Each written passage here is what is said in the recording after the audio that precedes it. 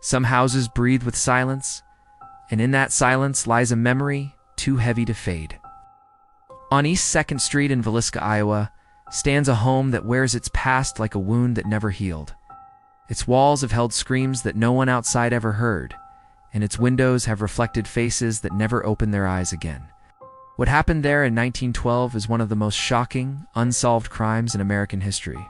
And more than a century later, the story is still told with a shiver. Please like and subscribe. Now let's get back to the horror. On June 9, 1912, the Moore family spent their evening at church. Josiah and Sarah Moore watched their 4 children take part in a Children's Day program that Sarah had organized. After the event, 2 young friends, Lena and Ina Stillinger, were invited to stay overnight. It was a small house, cheerful with the chatter of children returning home after a long day. Lamps were turned low, the night settled in, and the family drifted into sleep. At dawn, not one of them would wake again. At Dana, the next morning, the house seemed still.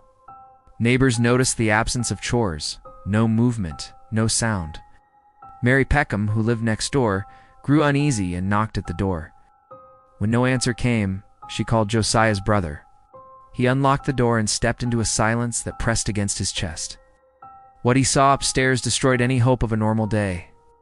Josiah and Sarah lay dead in their bed, bludgeoned with a force so extreme that the axe had done more than kill it had obliterated.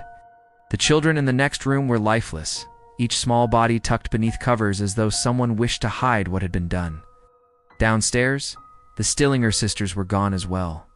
The house quickly filled with people, and in that flood of curiosity the crime scene was ruined. Neighbors wandered from room to room. Some touched objects, some lifted sheets. Someone even took a fragment of bone as a souvenir. By the time lawmen tried to restore order, the chance of preserving evidence was gone. What did remain was strange enough to chill anyone who dared to look. Every mirror had been covered with cloth. The victims' faces were hidden under sheets or clothing. Windows were blacked out with dark fabric. In the kitchen, a bowl of bloody water waited beside a slab of bacon left on the floor near the axe. Food had been prepared, but never eaten. These details made no sense to investigators. They did not belong to a robbery or to a crime of sudden rage. They looked deliberate, ritualistic, and deeply unsettling. The search for the murderer pulled in suspects from every direction. A traveling preacher named Reverend George Kelly attended the same church program and later confessed under pressure. His confession cracked under scrutiny, and 2 trials ended without a conviction. A local businessman, Frank Jones, had feuded with Josiah over work and personal matters. Rumors swirled, but no proof tied him to the scene. Henry Lee Moore, a man guilty of other axe murders, became a suspect, but the evidence was thin. Another drifter named William Mansfield was accused, yet alibis saved him. Decades later, researchers Bill James and Rachel McCarthy James suggested another possibility in their book, The Man from the Train. They argued that an immigrant named Paul Mueller may have been responsible for a string of axe murders across the United States, with Villisca fitting perfectly into his pattern.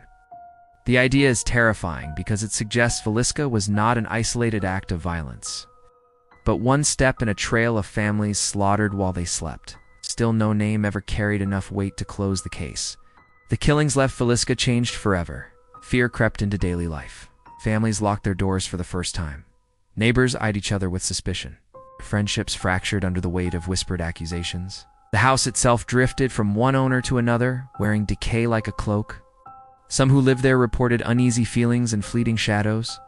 Many avoided walking too close after nightfall. The building became a symbol of unanswered questions and lingering dread. In the 1990s, Darwin and Martha Lynn bought the property.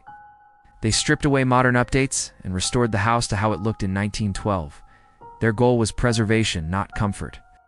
Rooms were furnished with period pieces, the wallpaper aged and simple, the beds small and stark. The house was frozen in time, a living museum of horror. It was listed on the National Register of Historic Places in 1997, and tours opened to the public.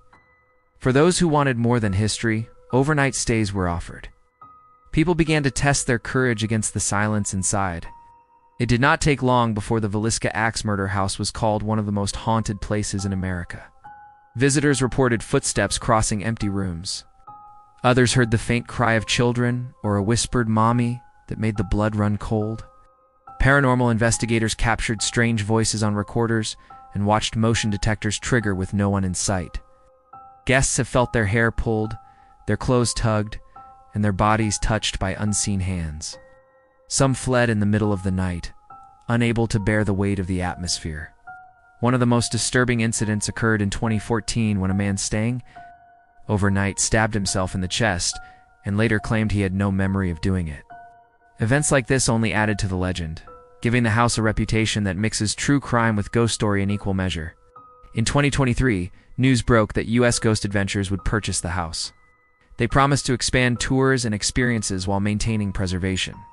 Some locals worried the story would become too commercial, but others argued that the more people who walk through those rooms, the longer the victims will be remembered. The legacy of Villisca is heavy and unrelenting.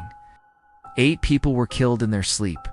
The investigation collapsed under chaos, and no conviction ever brought closure. The suspects fade in and out of focus, each one possible, none certain.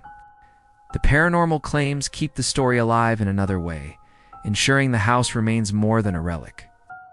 It is an experience, a presence, and a question with no answer. The Villisca Axe Murder House is more than wood and plaster. It is a shrine to mystery, violence, and the persistence of memory. The murders were brutal, the evidence bizarre, the suspects many, and the outcome empty. That is why people still come, not only to learn but to feel. They stand in those small rooms, listen to the silence, and wonder what it would be like to wake in the middle of the night to the sound of footsteps on the stairs. The house waits quietly, as it always has, holding secrets that have refused to die for more than a century.